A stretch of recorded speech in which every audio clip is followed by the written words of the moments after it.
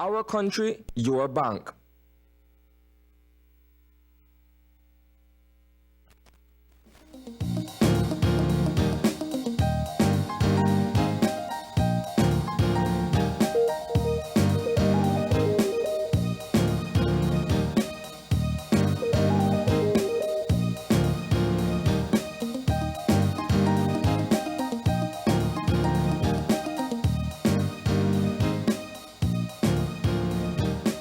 Good morning and welcome to Open Your Eyes. Start your morning right. I'm Sabrina Daly. And I'm Asana Cayetano. Good morning. And good morning, Isani. How are you feeling Sam. after the long weekend? A little under the weather, but I'm here. Okay. I'm not complaining. I'm a soldier. Well, I'm certainly hoping that everyone feels rested at least. Of course, we enjoyed an extended weekend to celebrate Labor Day. So I personally feel like the best way to celebrate Labor Day is to not labor. But yes, it is Tuesday morning, the day after our holiday, celebrated on Monday. And there was quite a few activities that took place over the weekend, including, I think, what everyone was looking forward to was the National Showgrounds, the Agriculture Show and Trade Show, set to take place in Belmopan. And it seemed like it drew out a crowd. Well, I think over the years, the Agric Show has sort of solidified its attendance, if I could describe it as such, in terms of persons who travel from various parts of the country to descend on the National Agriculture and Trade Show grounds in Belmopan. And this year was no different. I think several reasons why persons would have been drawn to the showgrounds, which, from what I understand, did fairly well in terms of attendance. Several reasons being the dog show, the rodeo. I think that's one of the biggest draws, the annual rodeo. Yeah. And leading up to it, when we spoke with various company representatives, and the idea that they were marketing their product and they were choosing locations that was close to the rodeo grounds itself, says a lot that that particular activity has its following, and I guess it's growing over time.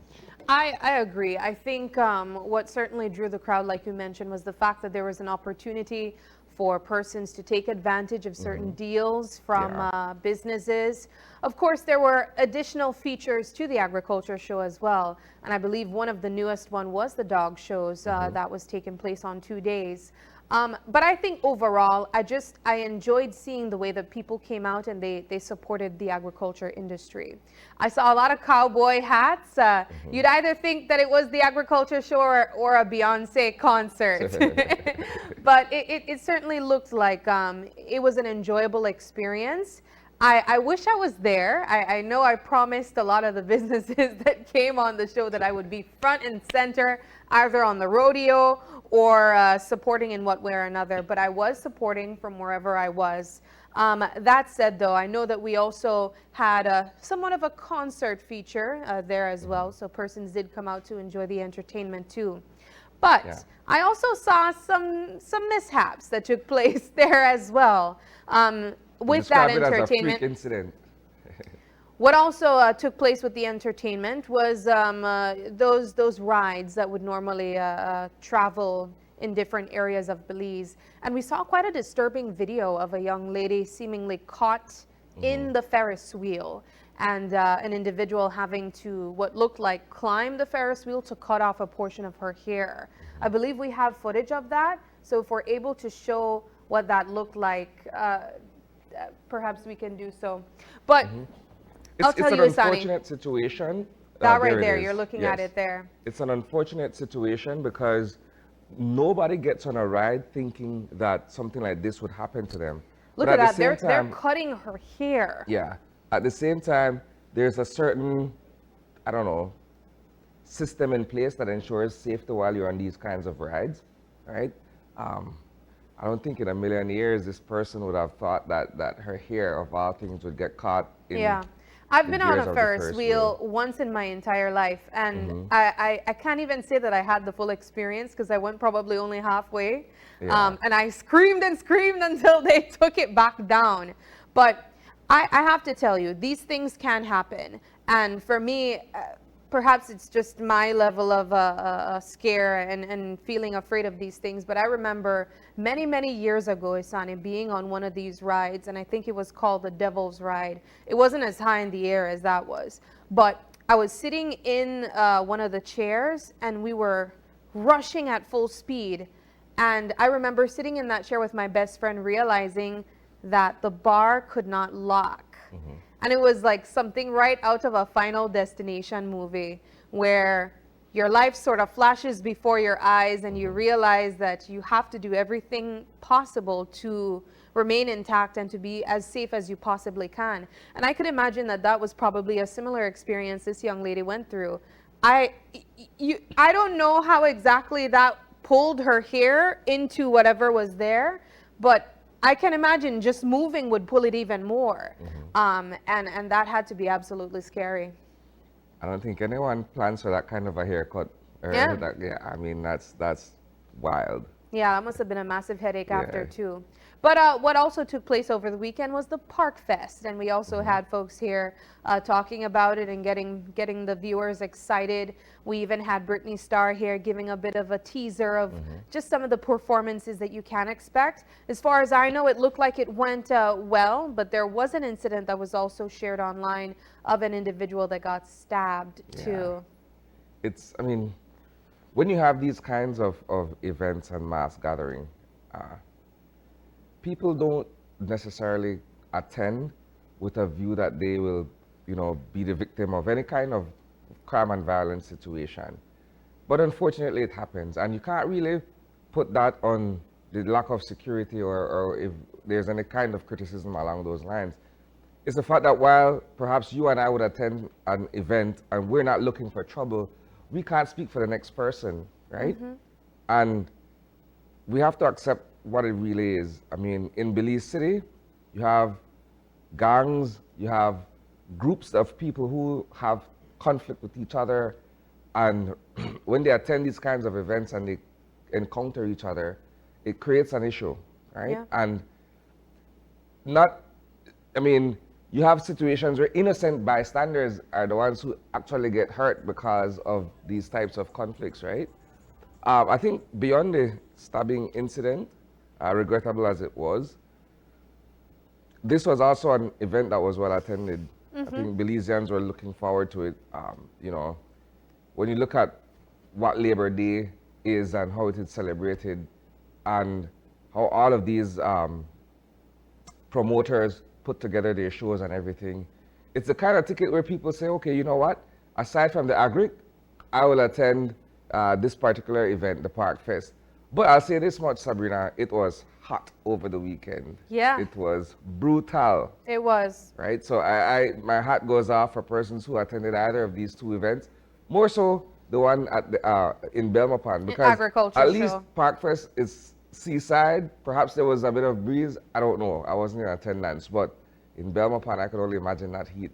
3 days of it. Yeah, well, what also seemingly took place over the weekend was a big race for well-known athlete Kaya Katus, and she traveled to Cozumel to participate in what she called a family tradition for the past 25 years, and she returned victorious, placing first place. So I want to say a special congratulations to Kaya on that win. This has to be something that becomes, I don't know if it gets easy for her after a while, because she's just been raking in these wins here and there, Isani. Well, the thing is, she has been riding at an elite level for some time now. And if this is something that they as a family look forward to on an annual basis, I would presume that it gets easier as opposed to more challenging. Well, that depends on who she is competing against, right? Because while she and her family may very well be staples in that particular race, you do have other riders who are taking part as well, who come with a certain caliber, if I could use that description. Absolutely. This one's more on, I think, somber side, but there has been reports that the taxi man that went missing for quite some time has been found. And of course, he was also found dead. This was something that I believe we also shared in our newscast. of individuals looking for him as well, correct? Yes, yes, yes. There's been there's been sufficient coverage of this disappearance earlier this year, and of course the fact that several weeks, I presume, after we had initially reported that the gentleman had been reported missing from Corozal, his vehicle was discovered in the Fresh Pond area, and a family was charged for possession of stolen property or handling stolen property. And they vehemently refuted the charge. I could recall that as well. But the gentleman was not found. So when we heard of it over the weekend that, you know, he was finally discovered, I mean, albeit lifeless, perhaps for the family it brings a sense of closure. I don't know if they would have given up hope on finding him alive from the days gone by, but the fact that, you know, they actually have a body, perhaps, I don't know, I'm just, you know, making an assumption there. Yeah, But at least it brings some form of closure to them. I think these types of news are always bittersweet because, as you mentioned, it's better to know what happened to your family member than to spend years and years questioning what had taken place. As you mentioned, this was something that was heavily covered in our newscast. With the vehicle being discovered, I still don't think that that was enough closure for the family member. So I'm just hoping that around this time they're able to experience that type of closure that they feel that they need, and they're able to move on with a bit more of peace. But what also was interesting, and perhaps this was the closing to the weekend, there was a power outage, Isani. How did you handle when Courant gone last night? Well, it was hot, first of all. It was brutal. And when we had a power outage last night, well, this morning actually, at least in my side of the city. It was this morning for you guys? Yeah. Okay, so the power went out for us. For I'd us, say- it was less than 5 minutes. What? Yeah. Well, I don't know. I was asleep for a while. Let me put it this way. I was asleep for a while, and I would not have noticed if there was a power outage in the first instance. Okay. If that were the case. Because it I went know that earlier earlier- last night. I know. Yeah. When I woke up this morning, it would have probably been like around 3 o'clock or so. Okay, It was less than 5 minutes though. So the power went out last night for us in Borrelboom, and I saw quite a few other people posting online saying, you know, that the power was out in different parts of the country. I believe Corozal I saw, but there was a notice that went out last night, Yeah. and I think it was probably out for about 2 hours or so. But BEL put out a notice saying that it advised their customers and the public that CFE Mexico has notified them that they are encountering difficulties in maintaining supply to our grid. They have therefore asked us to make the necessary arrangements to supply demand from our local generation sources. Demand for electricity is currently just over 100 MW, while the maximum available in-country capacity is around 84. That's interesting if you really think about the amount of electricity that we're consuming. And as the days and nights get hotter, I imagine we consume even more. But yes, there was a power outage for about 2 hours last night. I know everyone was crossing their fingers hoping that it did not continue through the entire night, and so it did not. But we're hoping that this isn't something that would become more of a regular situation. Thankfully, they were able to secure back our power, and it did go earlier this morning for about 5 minutes or so. And I did wake up through that too, because it was hot. Yeah. But that does it for just some of the topics that has currently been trending online. Of course, this is a Monday, Tuesday, so we do have our eye on the news for you next.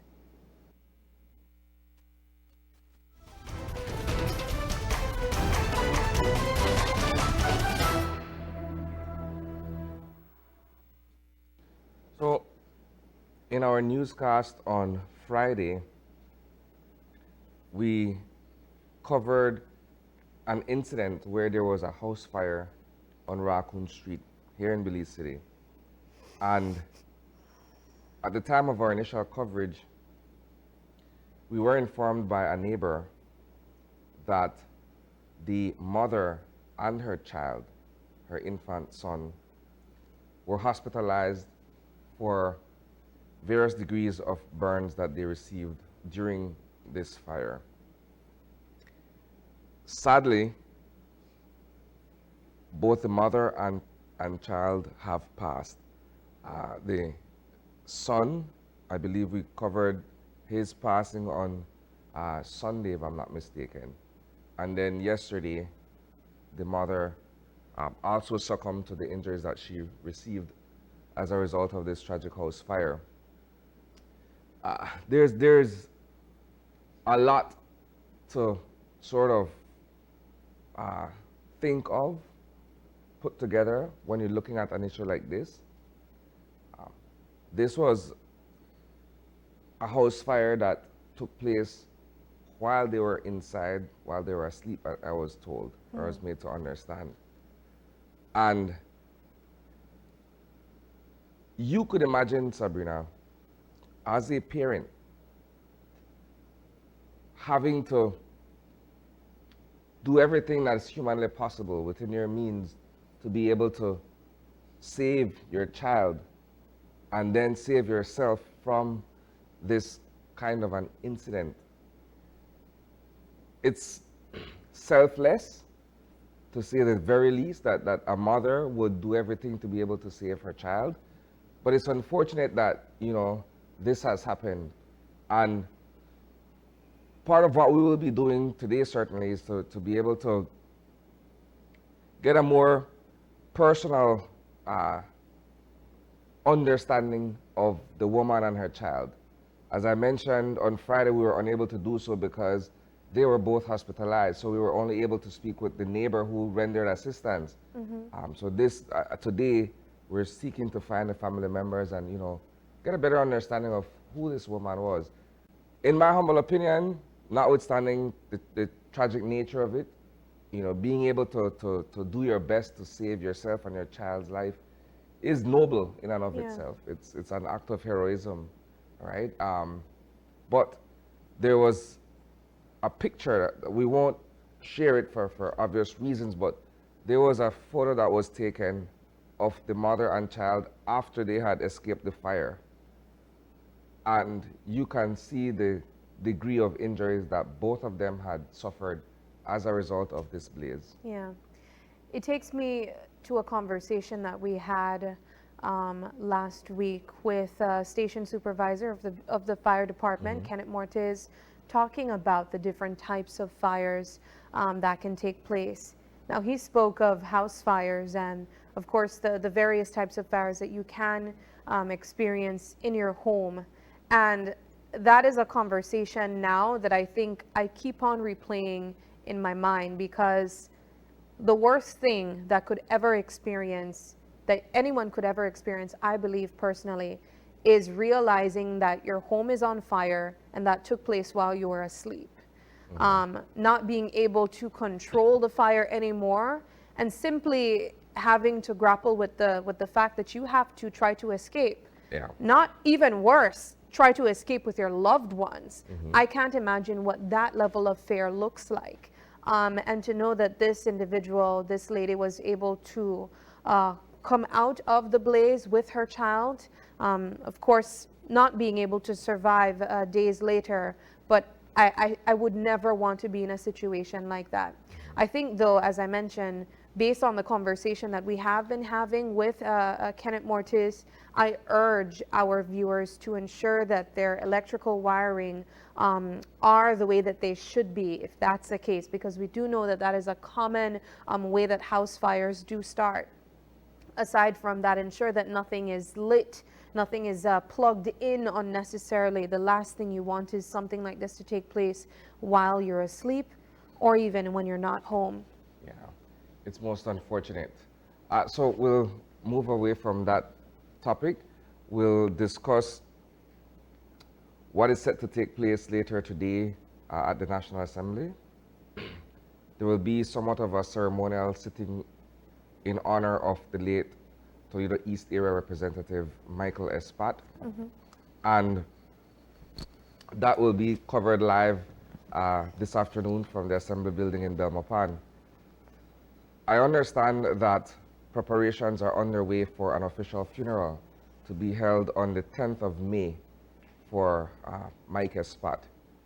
And while the United Democratic Party had issued its condolences to the family of Mr. Espat, they are wasting no time in mobilizing in Toledo East, because naturally with Mr. Espat's passing, it creates a vacuum that needs to be filled. And the way to do so is via a by-elections. Which they do have a time limit to Yes, carry out. there is a time frame for that. It's within 90 days, right? So it's a 3-month window within which this exercise has to be conducted. So over the weekend, the UDP, including party leader Shine Barrow, including the mayoral candidate who ran recently, and of course Eden Martinez, who was a former era representative, they met along with Dennis Garbett, who is the candidate that has been chosen to run in Toledo East. And so they have begun the process of canvassing the constituency. The People's United Party, on the other hand, is still very much, concerned with a proper send-off for Mike Espat. So they haven't, as far as I know, given a date for any convention to be held to determine who is going to run against Mr. Garbett in Toledo East. However, the CEO of the Ministry of Economic Development has openly stated his interest to run in that constituency.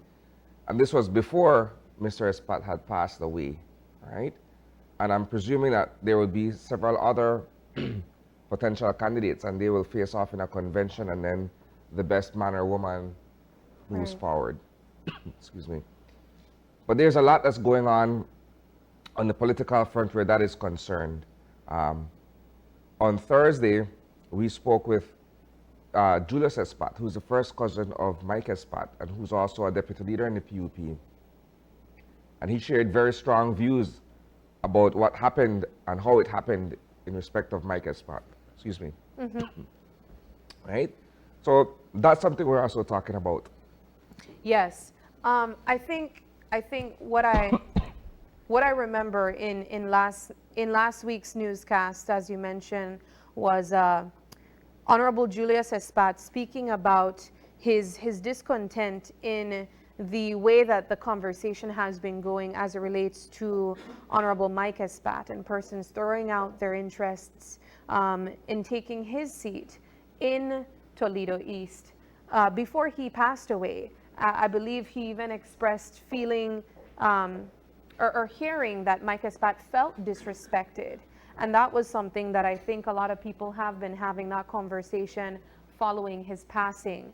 I know that Isani mentioned since then there has been some names that were thrown out of individuals sharing their interest. And one of those individuals, as Isani mentioned, quite before the passing of Honorable Mike Espat, was the CEO of the Ministry of Economic Development, Dr. Osman Martinez. We actually had him here on set with us, and we posed that question to him.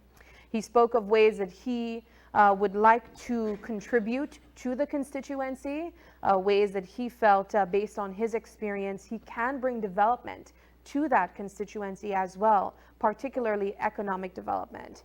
And as we know, one of the conversations that we regularly have with individuals, or individuals would mention when they speak about the Toledo district, is the fact that it seems to be a forgotten district. So I think around this time, as we've been mentioning, as Minister Julius Espat, the Prime Minister has mentioned, we're all hoping to give the late Honorable Mike Espat a proper send-off, one that he absolutely deserves. And following that, then the conversation about succession will follow. As we mentioned, there has been quite a few names that has been thrown out, including his own relatives. So we will be seeing what takes place after. And then you have Wale Nunes. Yes, Wale Nunes, of course, we know him as the mayor of San Pedro. Now, there has been talks, Isani, of him throwing out his hat in the bigger leagues. There has been talks of him being interested in taking part in the general elections. Now, we've had Mayor Wale Nunes here on set as well in the special coverage that we were providing last month leading up to the municipal elections. And it was interesting because I don't remember him really sharing his interests in general elections, in the general elections. He simply spoke of him being interested in continuing his work in San Pedro. So this is an interesting twist. I recall my colleague Marion had been probing him regarding this foray into the I'm trying to find the word here. It's not at the mayoral level, it's at the central government level. Yes. Right? What is interesting here, Sabrina, is the fact that he would be challenging Andre Perez for that seat. And the Prime Minister was on record recently stating that Mr. Perez had, as a area rep for Belize Rural South, went above and beyond to assist in delivering that municipality. So it's interesting that Wale Nunes now is offering himself as a potential candidate for BRS. What does that mean? What do you think that means, Isani, for the relationship between Honorable Andre Perez and Mayor Wale Nunes? Is this potentially showing that there may be a bit of a fracture in their friendship? I wouldn't think so. I mean, just healthy competition? Because at the end of the day, and this is how I look at it, right? If you have political ambitions, that's a personal and a professional pursuit.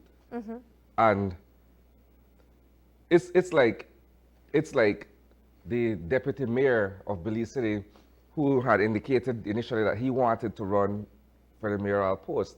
That's his ambition. That but we also saw how that turned out, or how it's turning out currently. There is a clear tension between them. It's similar to the CEO coming out and saying, well, I want to run too. And in this case, the mayor, but let me step back for a second. This is what I've struggled to understand for quite some time when something like this happens, where this individual ran and was sworn in for 3 years. It's a 3-year term. The municipals are scheduled for 2025, which would be a year or a little under a year into this particular term of office. Why would you shortchange the people? That's my question. Why would you shortchange the voters who elected you to serve as the mayor in this case? I believe that was also a point of discussion that we had during our election coverage as well, where we know that there has been talks of individuals running for office at the municipal level that also had interests in central government. And that was a fair question, Isani, because why do you run for this post if you know that you have interests in another post that you'd have to obviously take on in less than your term? Yeah. It's an interesting one. I think this was also a question that was brought up, or a point that was brought up with the deputy mayor, because I believe he also had interests in being a part of central government, which would obviously lead him to take part in the general elections. But my question still stands. Do we think that this will potentially create tension over that side of the constituency? Because we have examples of how it turned out with our mayor here in Belize City and our deputy mayor. Will it be the same? We'll see what the Prime Minister and party leader will say when it comes to this particular development. Absolutely. Right? So I guess that brings us to the end of our conversation this morning where the Iron News is concerned. Certainly these details of these stories and more you will be able to catch live at 6 p.m. in our evening newscast. If you're not around your TV, that's fine. You can catch us on Facebook and YouTube as well. That does it for the Iron News.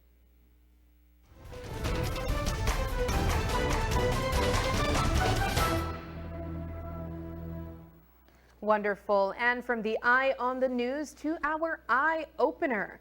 Of course, our eye opener is taken from dailyhound.com, and it goes like this. Each one of us is very much needed, and we all have our role to play, adding to the success of the whole. In the great symphony of life, we all have important parts to play.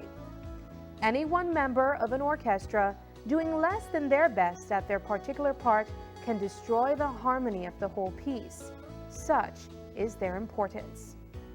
So although we may not receive the same amount or quality of attention as another, all of our contributions are valuable and integral to the success of the whole.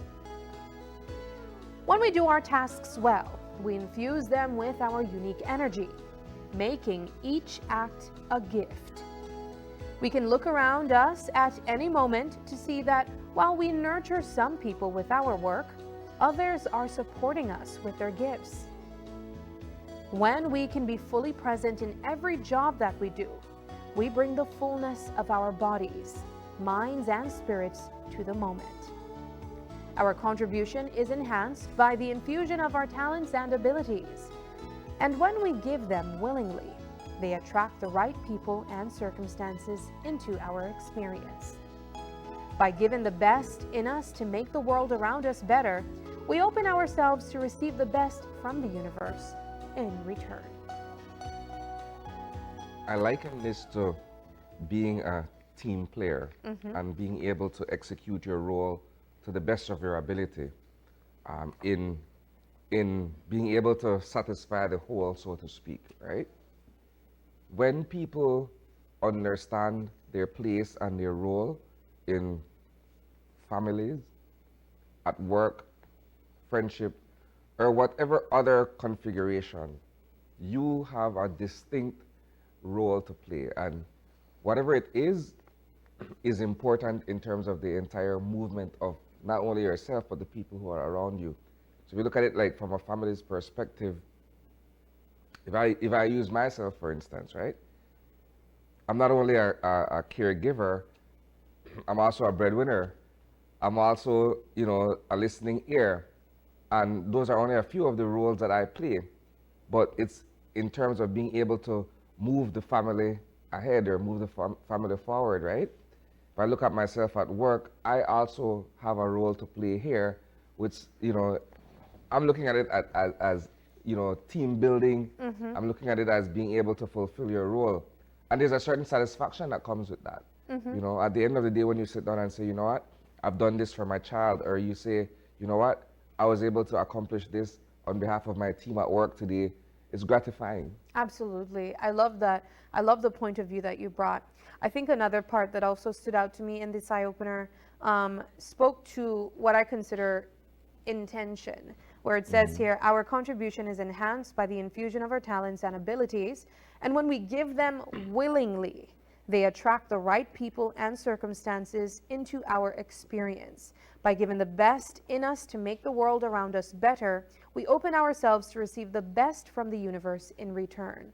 And that was the reason why I thought of intention, because a lot of times there are individuals or people who are good at something. They know that they have a talent or a gift.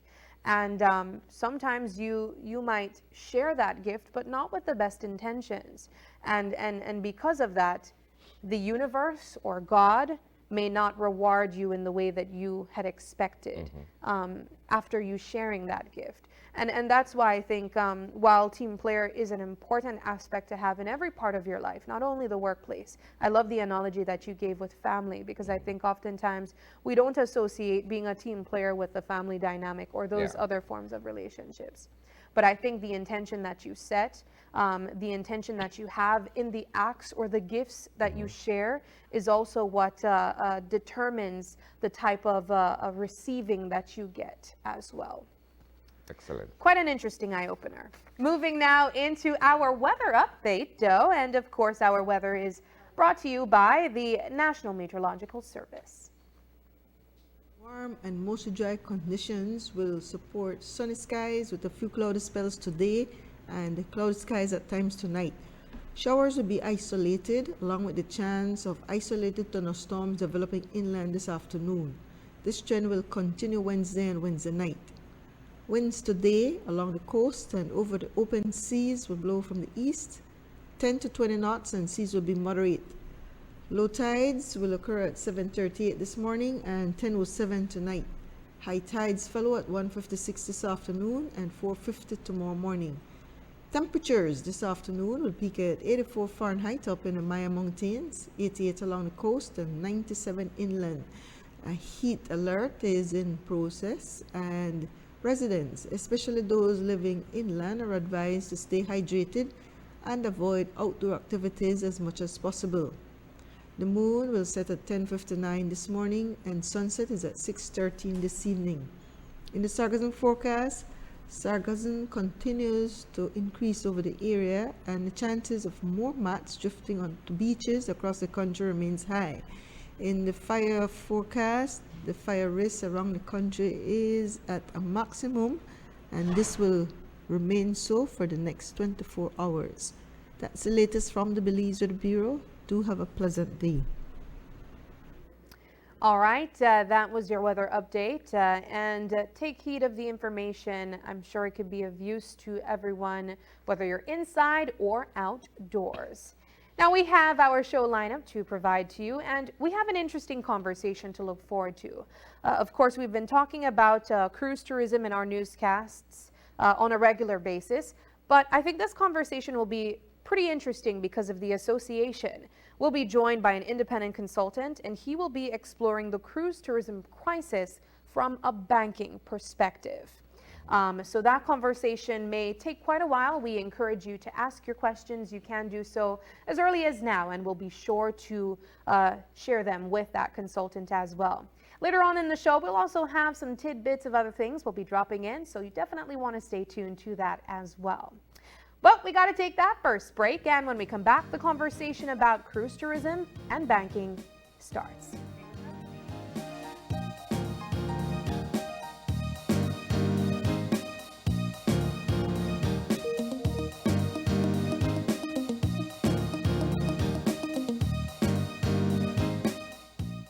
David Humes, this is Vanessa Humes. We own Littlefield Cool Spot.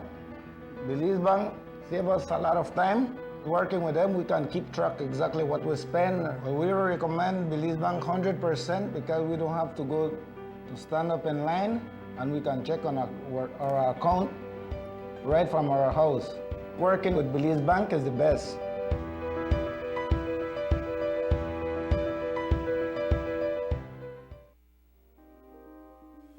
Prepare for the heat and stay cool with a Reamer air conditioning unit from Benny's.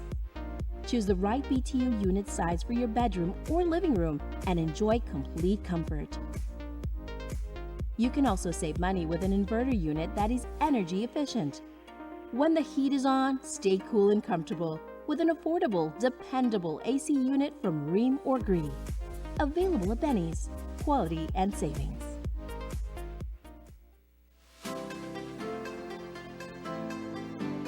Discover a shopping experience like no other at the V Department Store.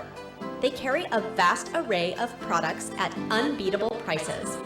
Elevate your shopping journey with affordability, diversity, and accessibility at the V. Conveniently located at 1745 Coney Drive in Belize City.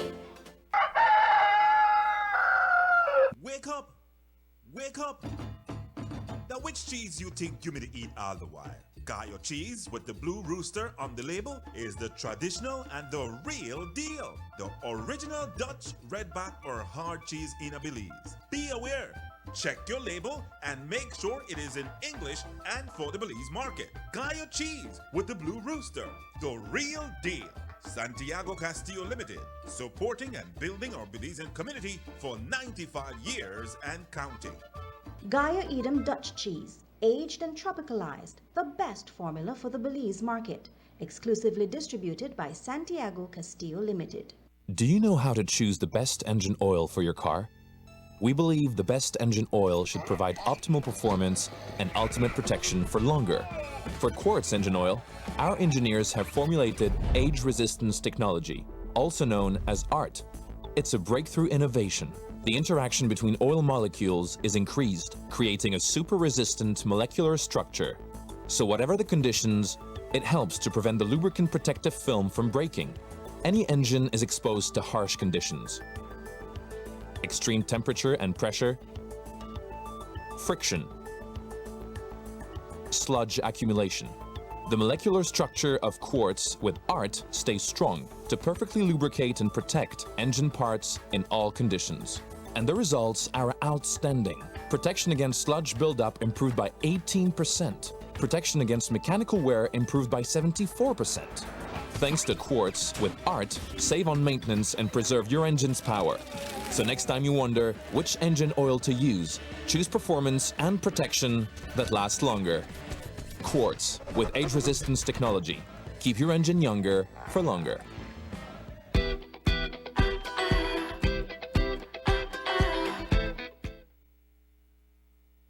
Are you looking for low-cost television advertising?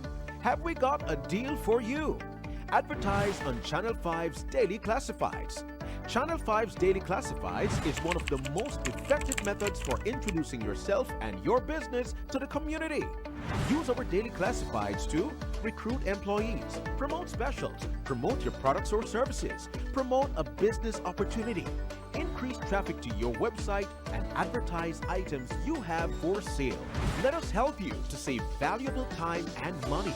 Call us today at 280-0013 or visit us at our offices on Coney Drive to discuss how we can help your business grow affordably.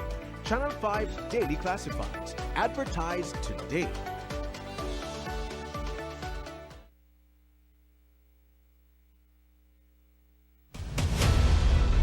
Isani Cayetano, Marion Ali, Paul Lopez, Brittany Gordon. Your News 5 police teams do whatever it takes, go wherever they need to go, so you can catch the story wherever you are, whenever you want, on whatever device. Channel 5 believes on television, Facebook, Instagram, and YouTube, because news is now everywhere, all the time, and so are we.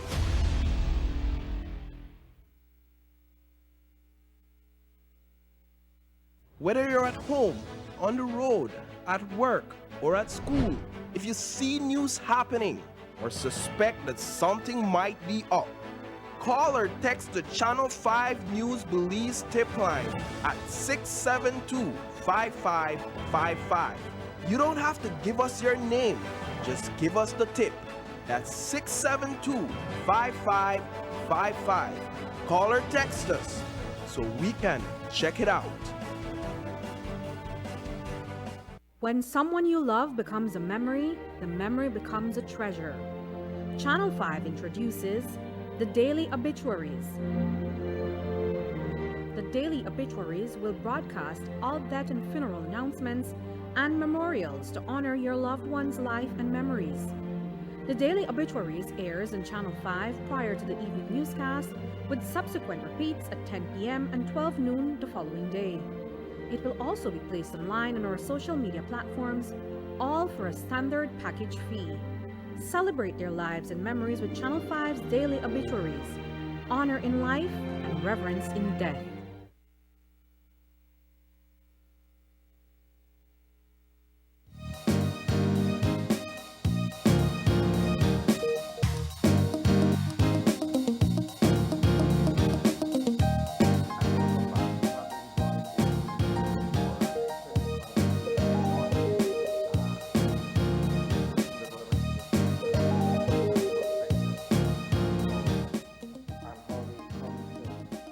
Yes.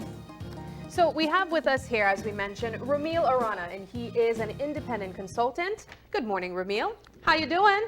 I'm fine. Every time I'm in this seat, I feel like I'm in the hot seat. Yeah. And this topic is particularly interesting. Well, you know, we have to go to the experts. And of course, you are an economist. I believe you would be one of the perfect persons to talk to as it relates to finance here in Belize. And in this case, exploring the correlation between cruise tourism, the opportunities that can be given to persons working in this industry from a banking perspective. So let's begin perhaps with a little bit of what you do as perhaps a financial advisor or an economist. Well, throughout the years, well, I started my career actually at the central bank. So I was part of what could be seen as well, not what could be seen, what is the supervisory arm of the financial system. My particular role as an economist was to understand the statistics, write monthly reports, do analytic reviews of the financial system and the system on a whole, the real sector which tourism belongs to. That's how we broke it down from a central bank perspective. So, of course, tourism is a large part of our economy. We saw that what happened when a few years ago with COVID, when the entire economy crashed because we couldn't have any more visitors. I mean, overall, in terms of cruise and stayover visitors, we get probably about twice the size of our economy here, like almost 600,000 people in comparison to that 350. Oh, I think it was about 390,000 people now. But you could see the level, just the sheer mass of people that is coming into the country really brings a lot in terms from the economic perspective. So we're looking at a situation where, because tourism is the #1 revenue generator for this country, you have persons who come in as stakeholders in this industry.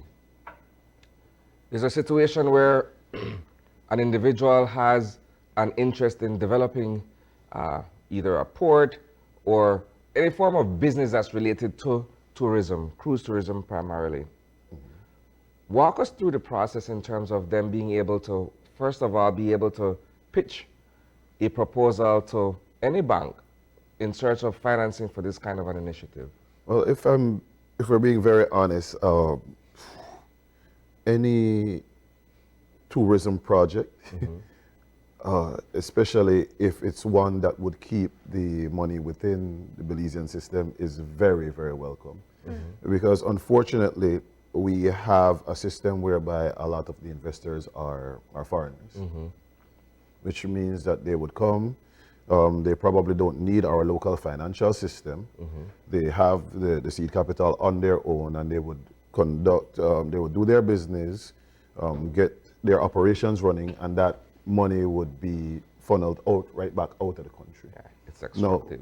Yeah, it's very extractive.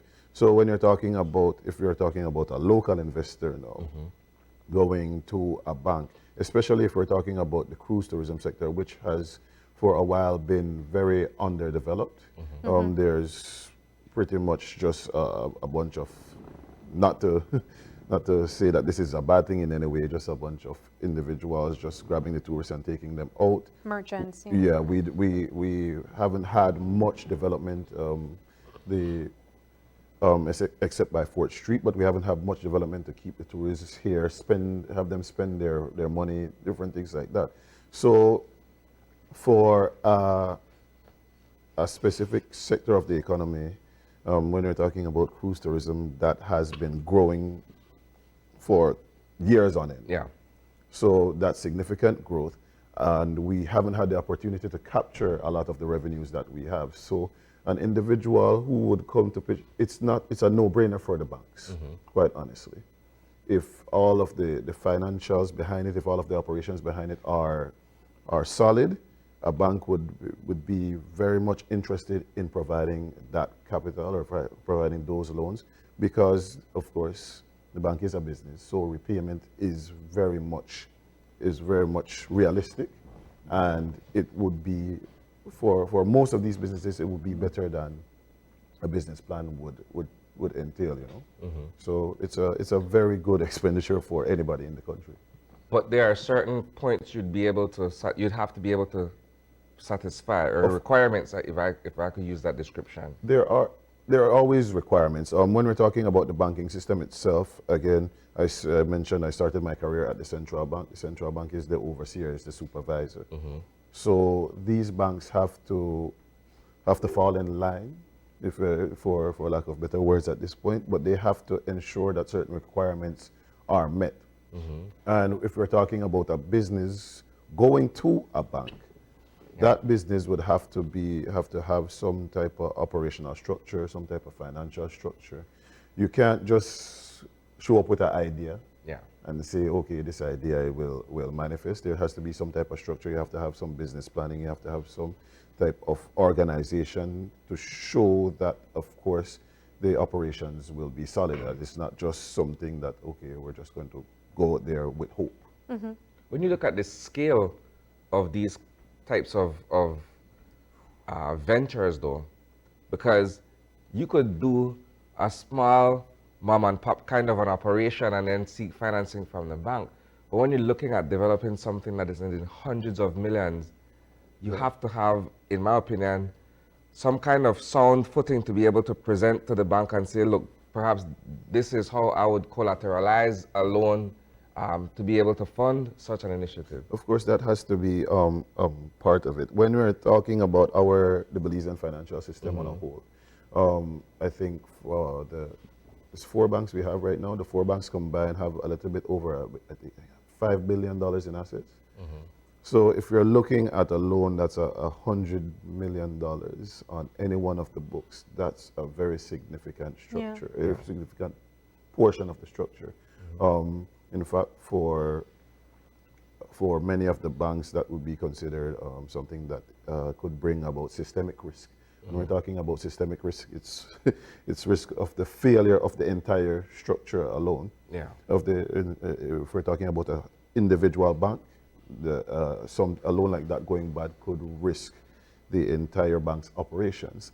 That's why in a situation where you require that level of funding, it's always an idea, and it's promoted within the Belizean financial system to spread that risk among different institutions or investors. Speaking of risks, and I love where the conversation is headed so far, because as Isani mentioned, there are businesses that are much smaller, but like the example that we are currently seeing in our news, there is a particular port and a particular bank here in Belize having an issue because of an investment so big. What would you say, aside from the financial risks of the business not paying back to time, are the other risks that a bank or a lending institution would face with something like this? Well, of course, there is, aside from the credit risk that you had mentioned, if there is a particular institution that would try to take up the entirety of that financing by themselves, there could be the issue of liquidity risks, whereby, of course, the cash assets that the bank has would not be able to manage both that large investment in terms of that large disbursement and the other obligations that they have, because we're talking about one specific loan, but a bank has several other loans as assets on its balance sheet. It has customer deposits that it has to meet and all of that. So there would be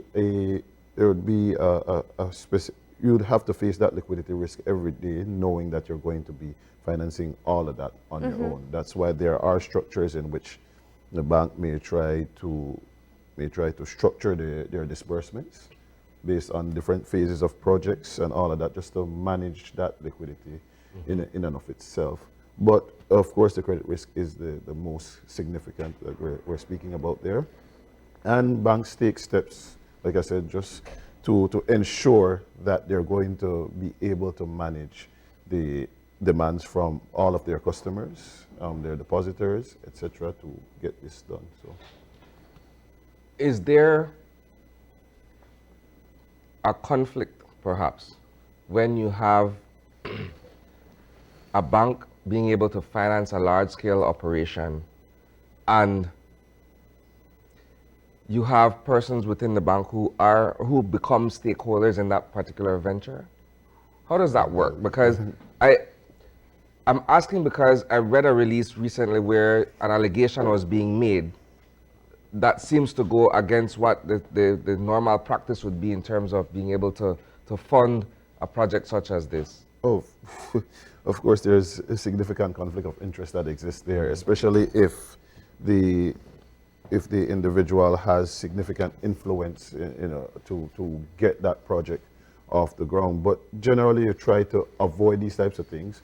And if we're talking about a large investment, like we've been mentioning here, those come under a lot of scrutiny.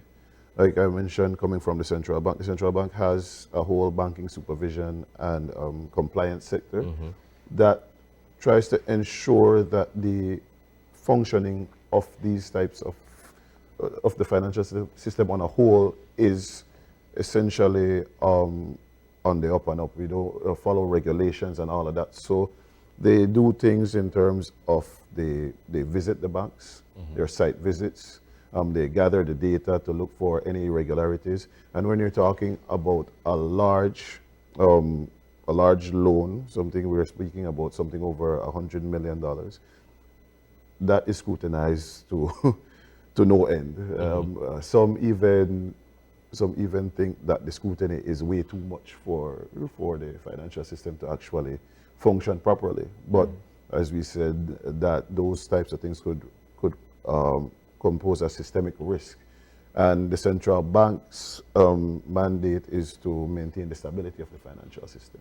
Yeah. So when we're looking at these types of things, we have to ensure that everything functions as per normal. So that conflict of interest is something that definitely would and should be flagged in the interest of Belizeans on a whole and how the financial system is functioning. So with the case that we've been touching on, which for persons who have been following the news, we know that it has to do with Atlantic Bank and Finstein. Talk to me about what would be the role of the central bank in a situation like this. Of course. Well, I just mentioned, like, there is the central bank does provide specifically the supervision department. They do have to have their eyes on investments like this. Again, it's huge, and it was, I think I was there at the time. I wasn't in the supervision department, but I do remember that the entire investment, it wasn't prudent for the entire investment to be taken on by one specific bank. So just from that conversation alone, which I got the edge of it, it simply means that the central bank was involved in understanding what was going on, because their mandate to ensure that the financial system is stable could be undermined if something like this were to go under. So they have to know the details, they have to know the specifics, they have to understand that all elements of this financing operation is going to be solid for the financial system to operate properly and for the economy of Belize itself. For our viewers who would appreciate a breakdown of what exactly is taking place between this business and this bank, can you provide that information to them from an economist perspective and, of course, a financial specialist perspective? Break it down easy for us. What's taking place? Try to make it a little bit easier, because everybody says what's taking place between this business and this bank? Yeah, everybody says economists kind of talk too technical sometimes, so let me try to make it as simple as possible. In terms of the operations of the project, and let me just preface this by saying I'm trying to be as objective as possible, right? You provide a loan. A bank is a business, of course. So if you're in the business of lending money, you want to ensure that you receive that money back in due time. From what has been playing out in the public domain, the project, State Bank project, has been experiencing significant delays in terms of getting all of the operations, getting the construction done and getting the operations started. For whatever reasons may have been cited by the ownership, etc. I think there's a case where there was a litigation against the government and all of that. But from the lender's perspective, the fact that you haven't commenced operations on time represents a credit risk for them, that you are not going to be able to repay according to the schedule, and that is a huge issue. So if I lend you, it's the same thing. If I lend my family member some money and they don't pay me back, of course I'm going to be concerned. On the time when they said they would start. I'm going to be very, very concerned. So Yes. I have to ensure that I receive my repayment in that way. Now the loan is supposed to be collateralized by the value of the structures there. Yeah. So the buildings, the land, etc. That is the collateral for the loan, and that's why the loan was provided. So essentially, I believe a part of it is that part of the collateral is not within the business itself. Now, there's a lot of legal issues regarding that, but the bank needs to ensure that their money is going to be repaid. So in the extreme case, I'm not saying that this is the case, in the extreme case that the operations need to be liquidated, and let's say, okay, I lent my cousin $100, and they say, all right, hold here, this item worth $50. I'm still not getting back the entirety of my money. So again, that is a significant concern. So there's a part of the collateral that is not within the company itself. So again, that provides a risk to me that I won't be able to recover the entirety of my investment. So what happened is that I think the bank, the operations went into receivership. And when you talk about receivership, everybody thinks that it's a horrible thing. But what a receiver actually does is that they take over the operations of the project. In this case, receivers have several different roles, but in this case, I do believe that the receivership is to ensure that the project is completed. Yeah. So they're also seeking the remainder of the monies that are necessary to complete the project. Yes, because I believe, I think the news was that it was about $50 million that it's going to take. But the receiver is going to be responsible for all things in terms of operations, in terms of finances and all that. And they appointed a very qualified receiver who has been at the head of operations in different companies within Belize and all of that, and has a wealth of experience. So the receiver is there not to undermine the ownership, because the ownership still remains with the ownership group. But the receiver is to ensure that the project gets from where it's at now to completion. And even so, with the receiver will work with the bank and will try to work with other financiers, if possible, to get the remainder of that funds and so to ensure that the operations get underway. So in that way, the Atlantic Bank will be able to receive their payments going forward. Step back a bit and explain for us what a mortgage debenture is, because that's part of the language that was used in one of the releases as well. We may not necessarily be clear on that. A mortgage debenture it's essentially just a financial instrument. It's basically a loan. When you're talking about a mortgage debenture, it's generally providing funding for building, for construction, for real estate. It's just describing a specific type of loan. In this case, when you're talking about a mortgage debenture, we're talking about a loan that was provided for the construction and for the land that is involved in the project itself. Now, I think the issue kind of came to a head, which I mentioned a little while ago, is that the mortgage was supposed to be backed by collateral, and the total value of the collateral does not lie within the operations of the business. So that is where the issue is. But it simply just describes a category of loans.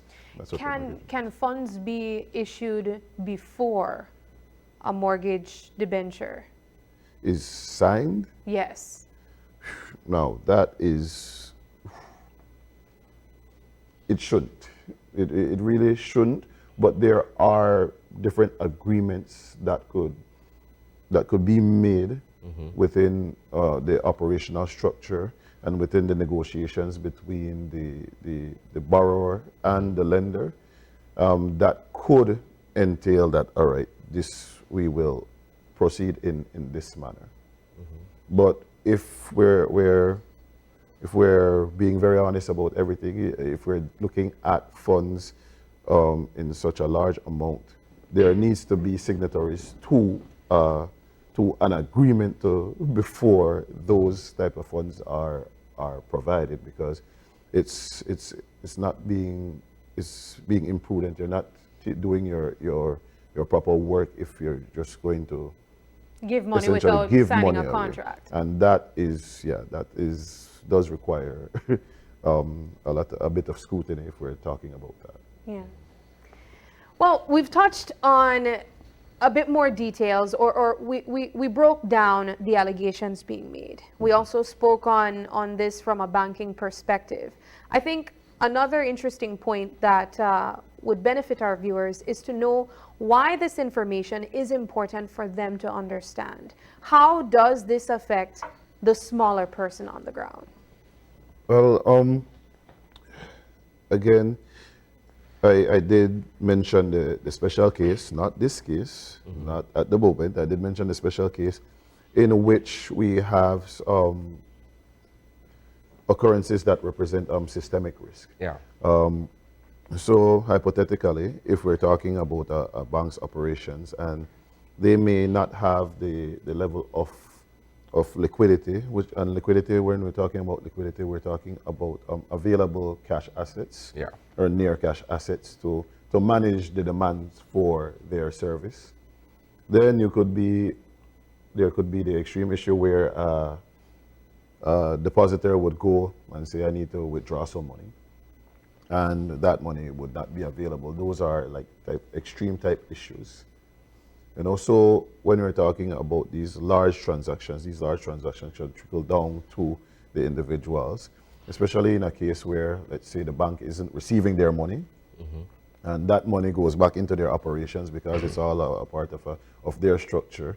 So their assets goes back into the assets in terms of the loans that they're providing, has to be able to take care of the liabilities, which is the depositor side.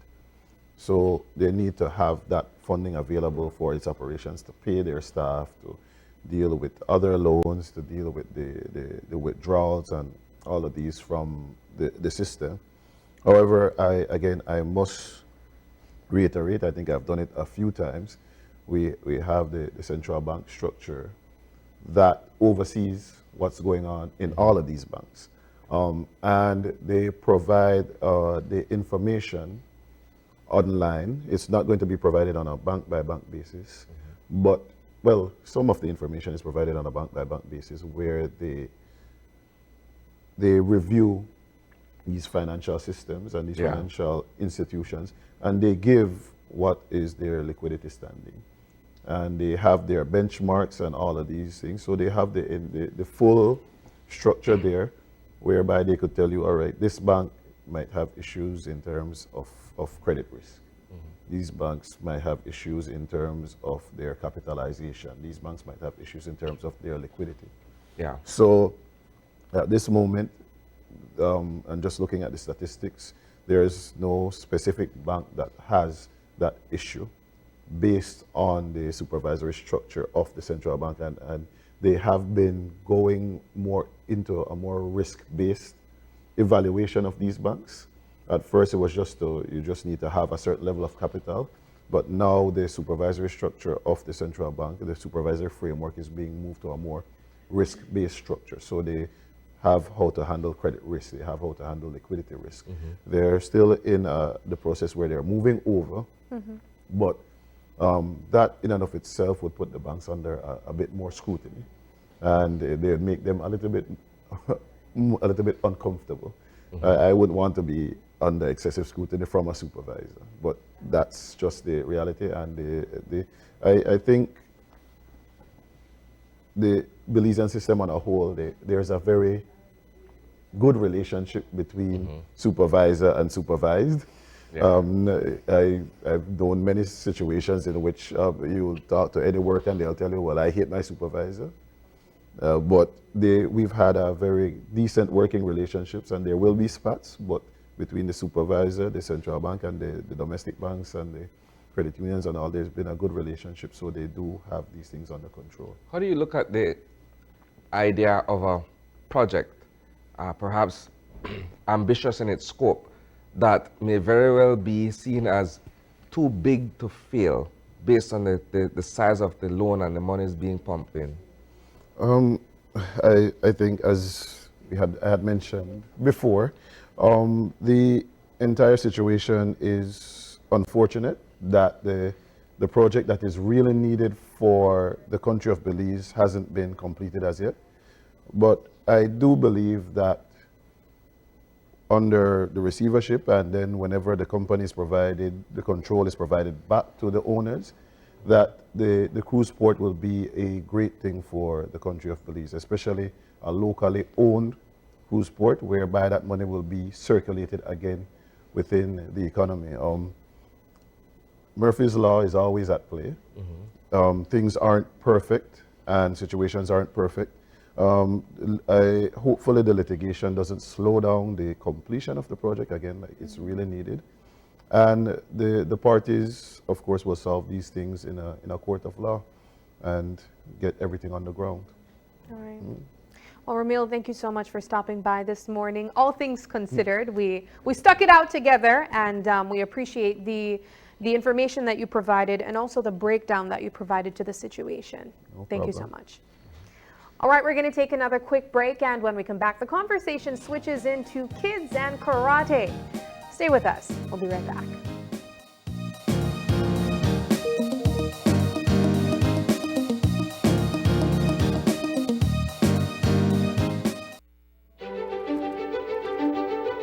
Technology is ubiquitous, and it's transforming how, when, and where we work. Fulltech Systems is placing award-winning devices in the hands of information workers, allowing them to work without compromise in a world without wires, to innovate, create, and to maximize productivity anytime, anywhere, satisfying the needs of the desk-centric remote and field worker and every other worker in between. We are providing the industry's best devices to businesses going through the process of digital transformation. Partner with us today to provide the solutions that will allow your employees to work effectively and efficiently to enhance your customers' experience.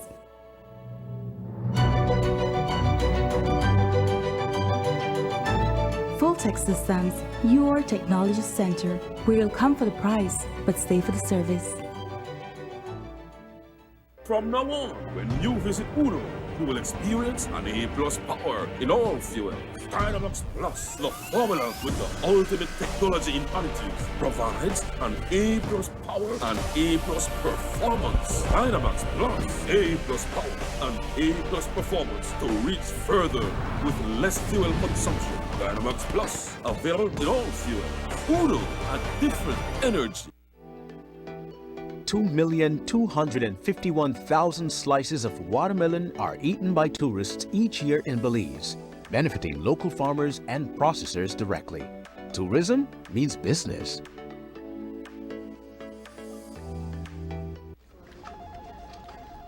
Hey Mike, do you have Atlantic Insurance phone number? What? You don't need that, they have an app? No. Sure. With the Atlantic Insurance mobile app, you can request a quote, access your policy information, receive timely notifications of when a policy is about to expire, file a claim and upload pictures, and even view all our office locations, obtain direction, opening hours, and place a call to any of our offices. That game changer. Correct. Download the free AIC mobile app today and get instant access to everything you need. Available in the Apple Store and Google Play. For customer support, please call 613-8518 or email mobile support at aicbelize.com. Atlantic Insurance, insuring you from life's unexpected.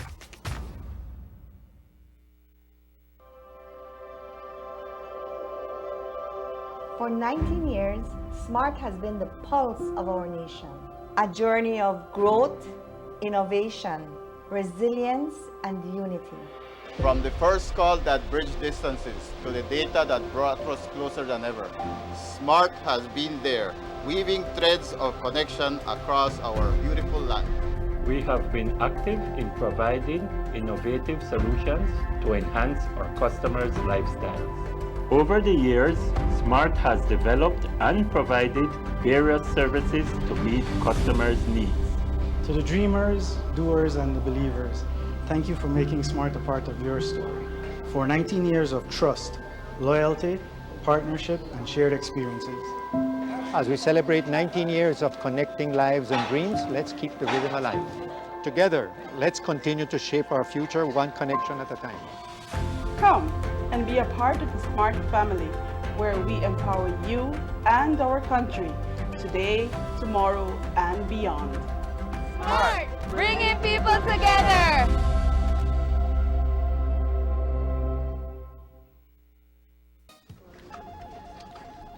Hey Mike, do you have Atlantic Insurance phone number? What? You don't need that. They have an app. No. Sure. With the Atlantic Insurance mobile app, you can request a quote, access your policy information, receive timely notifications of when a policy is about to expire, file a claim and upload pictures, and even view all our office locations, obtain direction, opening hours, and place a call to any of our offices. That game changer. Correct. Download the free AIC mobile app today and get instant access to everything you need. Available in the Apple Store and Google Play. For customer support, please call 613-8518 or email mobile support at aicbelize.com. Atlantic Insurance, insuring you from life's unexpected.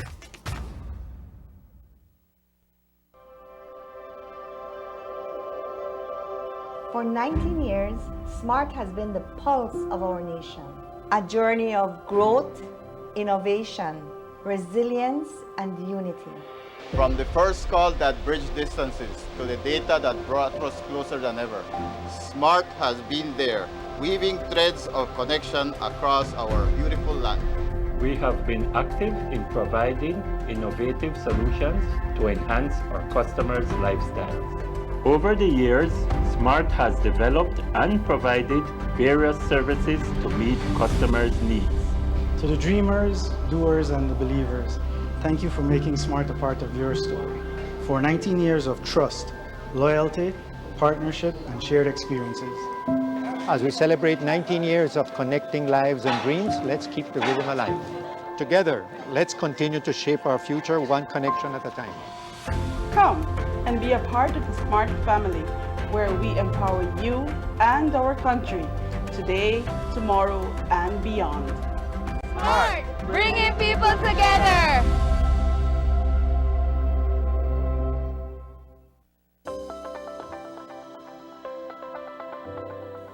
Hi, my name is Leah Mangar, and I am currently the Administrative Assistant at Yasche Conservation Trust here in beautiful Punta Gorda.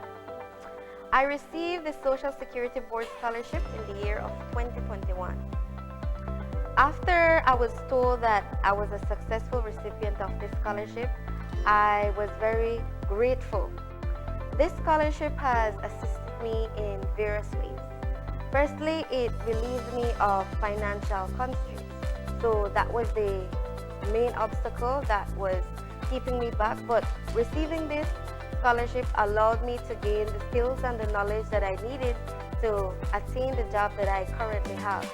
I would just encourage you all to apply to the scholarship, and the process is very, very easy. You will find a link and it will direct you to everything that you need in order to submit your application. And once you submit it, pray and just hope for the best, because you just will never know if you can get it. Hi, my name is Lincoln Powers and I work at UMall. 100% I will recommend Belize Bank mobile banking to everyone because it saves time, money, and gas price, because gas price is high right now. Belize Bank mobile banking just make life easier.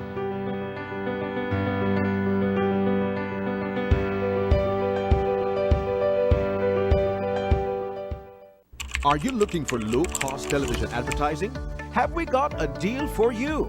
Advertise on Channel 5's Daily Classifieds. Channel 5's Daily Classifieds is one of the most effective methods for introducing yourself and your business to the community.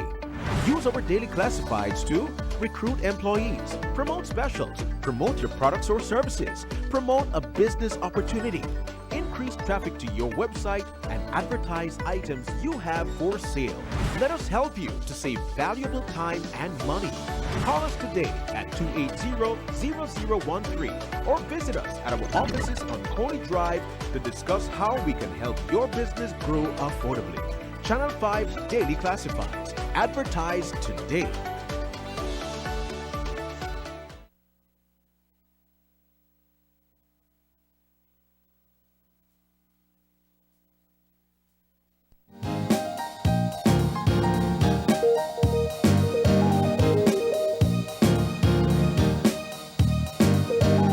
Welcome back. We are having our final conversation this morning, and as we mentioned, it's all about kids and karate. And we have here with us Shihan Kelly, and he is the karate master for House of Shotokan Karate Academy. Yes, ma'am. Good morning, Mr. Kelly.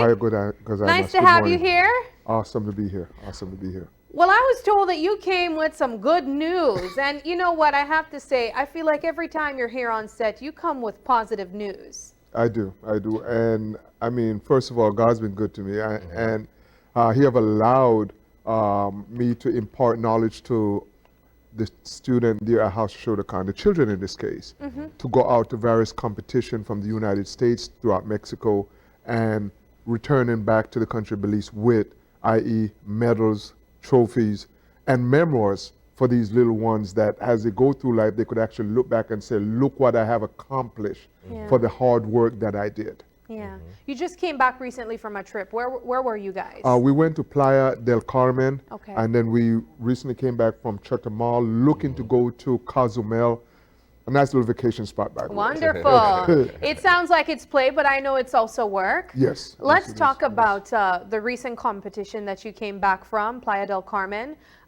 What was the basis of the competition? Let's talk about the age range of the kids and the results. Well, the age range of the little ones was from 5 years old all the way up to adults. Okay. Mainly in the school that we have is a lot of the little ones. So their age range is between 5 to 12 years old. So within that age group, we were able to take the children to Playa del Carmen. And they competed in the combative portion, which is the kumite, and the forms, that's the kata, and also weaponry, which is using martial art weapons. So there's various divisions within the spectrum of competition based upon their ability to compete. Yeah. So there at the House of Shotokan, they're taught weaponry, they're taught fighting, they're taught kata, so they were able to expand their opportunity of competing in these different divisions. As a result of that, they all walked away with no less than first place in their category. Wow. Wow. And how many kids did you take in the delegation? This one here, we took up, I would like to say about maybe 5 to 8 kids in this one here. I would like to say we do not take a lot of a big group with us, i.e. a lot of responsibility that comes with that. Yeah. How do you feel when you see your students go through your system and then grow into adulthood? It's amazing. It's amazing to see that. The end result and the benefit of a karate program, i.e. is discipline, respect, having the never quitting or never giving up attitude. That I foster within the teaching. Subsequently, when the little ones, they start with us and they go through adulthood, the grades initially might suffer. And then you see their grades start really picking up. The teachers in the school start sending positive report back to their parents about their behavior. All of this is attributed to the parents coming back and say, you know what, Shihan, I've seen change in my kids. I don't know what you're doing, but keep doing it. Yeah. And then you see that little one grows up to go to high school.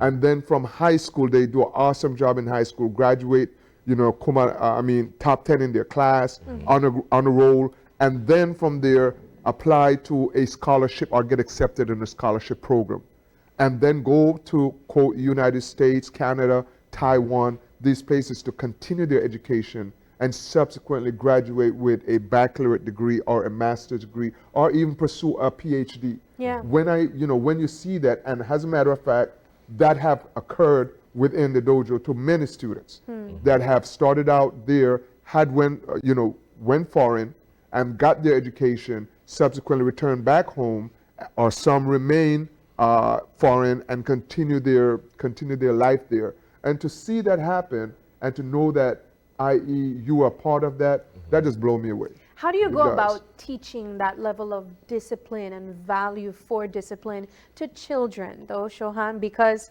you're working with a set of kids that would more than likely enjoy being on their devices, their tablets, Oh, yes. but you're moving them away from that and teaching them a level of discipline that will not only be used for self-defense, but also in other areas of their lives, forever. I always say lead by example. If you do not lead by example, then how can you teach? Or if you teach, it's going to be null and void. I'm going to use myself as an example. On the educational side of the house, I have a baccalaureate, I have a master's, I have a PhD. Subsequently, I know the value of education. On the behavioral side, I know about discipline. Former U.S. military coming through that avenue.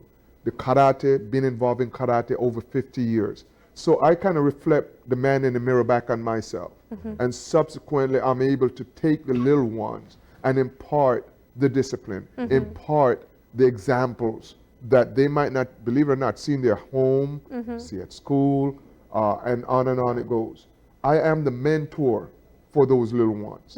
I am the role model for those little ones. And I'm not saying that because this is what the parents come back and reveal to me.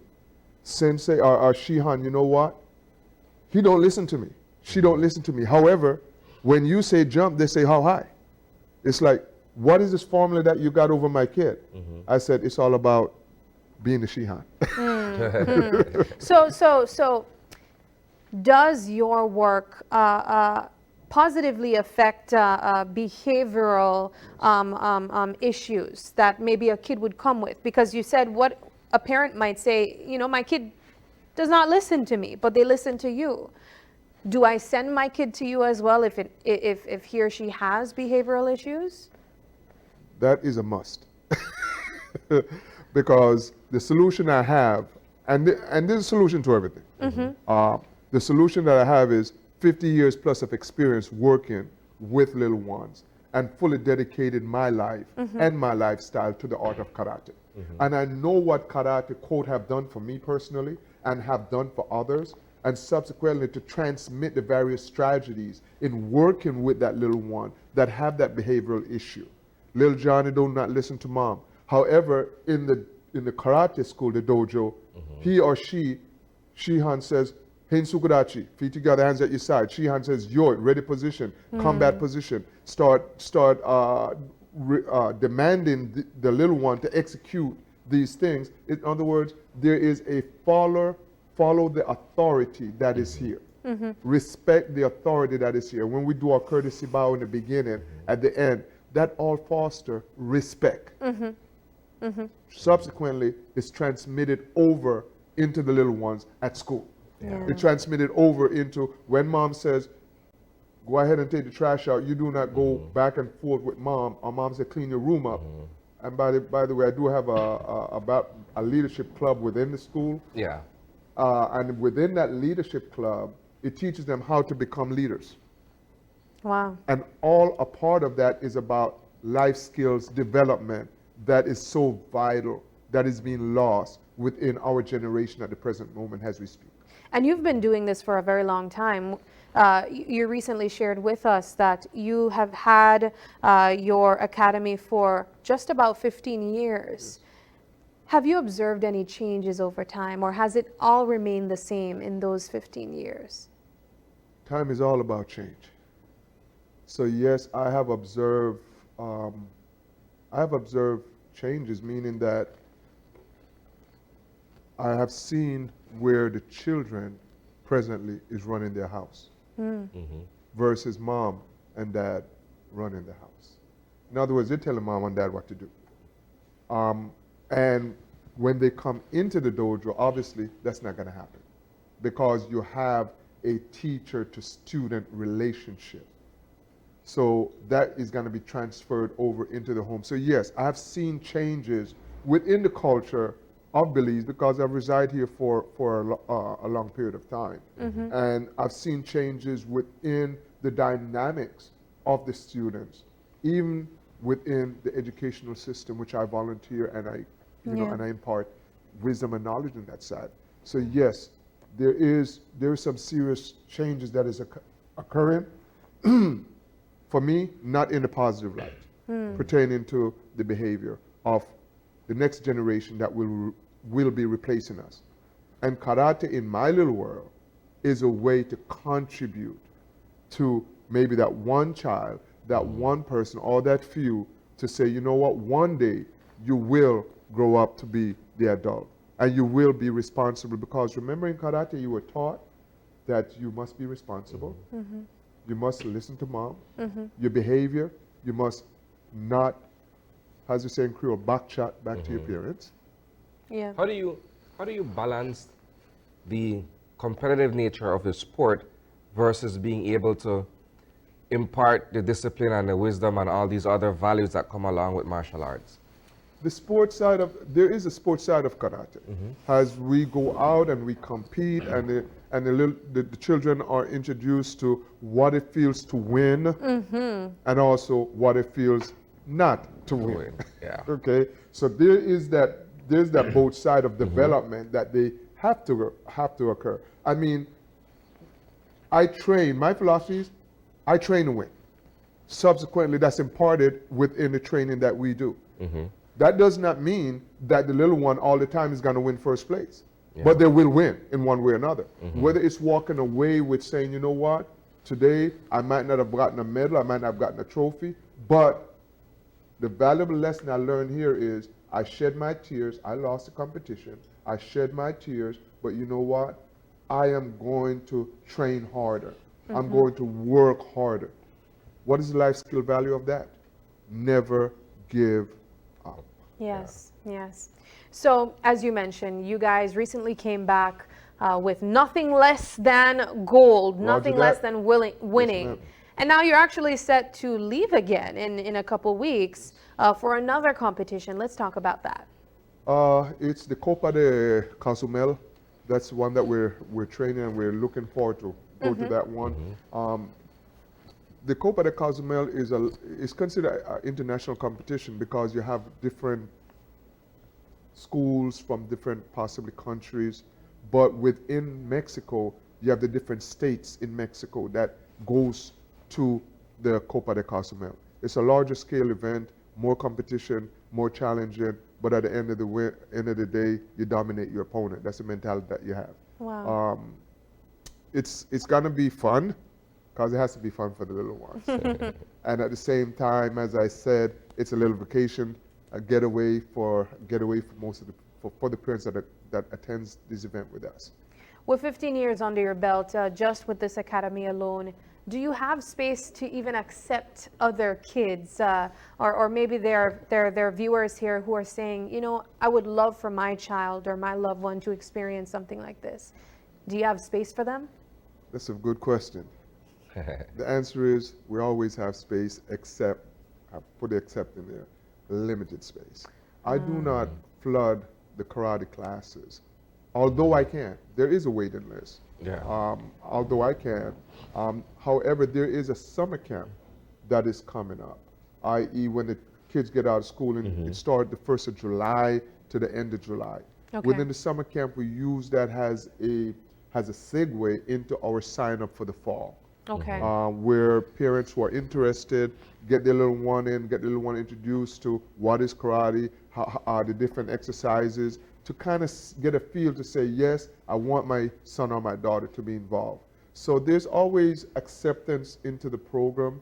However, as I said, we do not pack our class. It's not quantity. It's quality. It's quality. That's the focus of what we Yes. do there. And how soon can someone put their child in karate? They can make the inquiry, visit with myself, because from the beginning, say you have a little one and you like to put your little one in karate, you call me at telephone number 621-9271. You make that contact with me. I say again, 621-9271. And subsequently, you come and you visit with me. I want to know why you want to put your son or daughter in karate. And subsequently, I want to impart the benefits, how your child can benefit from it. Because if you're here, not every parent put their child in for competition. Some might put there because of behavioral reasons, because they're at home all day, they want to get off. Some want to do exercises. So there's different reasons why parents visit with us. So it's like, I would like to know why. And when you relate that information to me, then I can say, okay, we can go ahead and enroll, give you all the enrollment information and everything. All right. Well, Shihan, thank you so much for stopping by. It's an honor. And we wish you all the best. Obviously, when you're here, as we mentioned, you come with good news. So we hope that this next match that's set to take place in a couple weeks comes back with nothing but the best. Whether it's a lesson that they learn or medals that they come back with, we know that it's going to be impactful to their lives and their development. Awesome. Thank you. Thank you so much. Arigato. Bye. All right, we're going to take our final break. And when we come back, we wrap things up.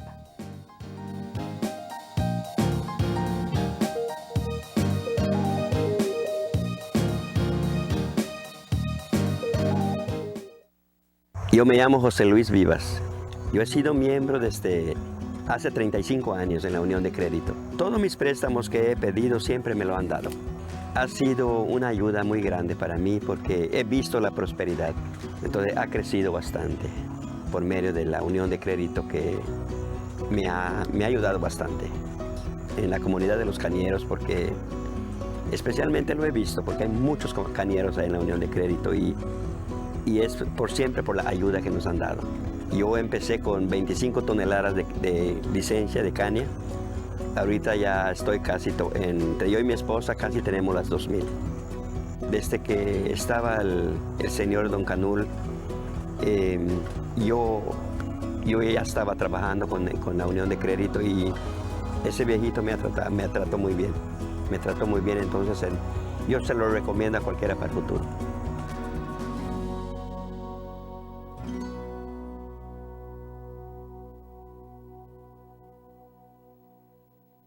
My name is Leomar Langzert and I'm a teacher and I bank with Belize Bank Independence Branch. What I enjoy is the safety features that the app offers. I have a sense of not having to worry or be concerned about somebody finding my password and username to sign in the application because of the use of the one-time password. And another feature that I love, that I use the most, is how the app synchronizes with my fingerprint on my device. I enjoy the rapid and easy, seamless process to apply for loans through the Belize Bank, and I don't have to be having too much back and forth to visit or take time to visit the bank. They also start to offer the online applications through the app for loan applications, which I believe is very neat. I would definitely recommend Belize Bank to other teachers because one of all the features and advantages that the app offer. With these online that Belize Bank offered is basically everything that you can do in the palm of your hand. So I would definitely recommend the bank to other teachers.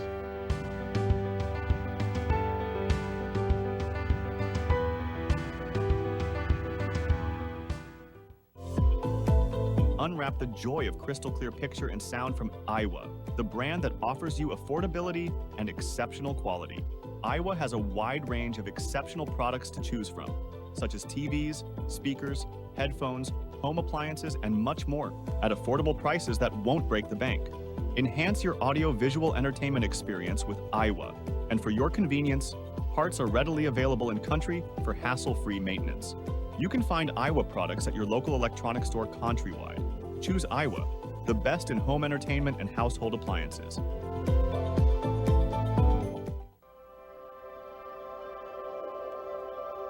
For 19 years, SMART has been the pulse of our nation. A journey of growth, innovation, resilience, and unity. From the first call that bridged distances to the data that brought us closer than ever, Smart has been there, weaving threads of connection across our beautiful land. We have been active in providing innovative solutions to enhance our customers' lifestyles. Over the years, Smart has developed and provided various services to meet customers' needs. To the dreamers, doers, and the believers, thank you for making Smart a part of your story. For 19 years of trust, loyalty, partnership, and shared experiences. As we celebrate 19 years of connecting lives and dreams, let's keep the rhythm alive. Together, let's continue to shape our future one connection at a time. Come and be a part of the Smart family, where we empower you and our country today, tomorrow, and beyond. Smart, bringing people together.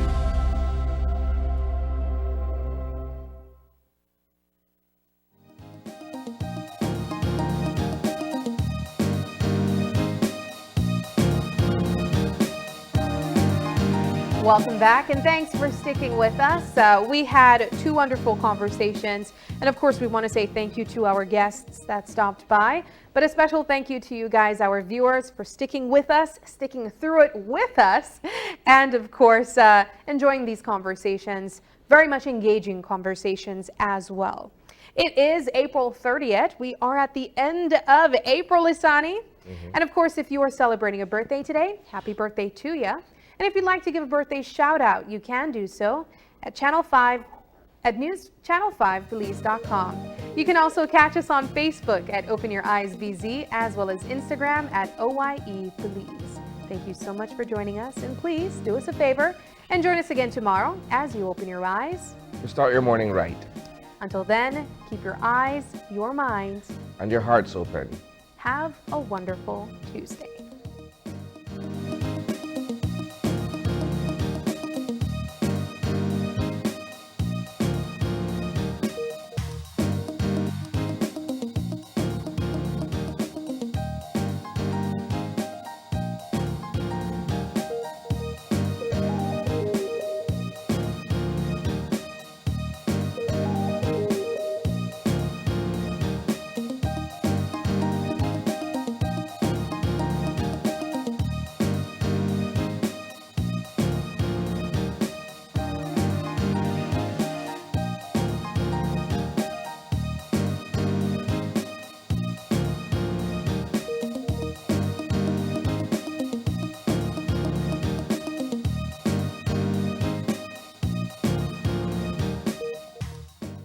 Open Your Eyes was brought to you by the Belize Bank, our country, your bank.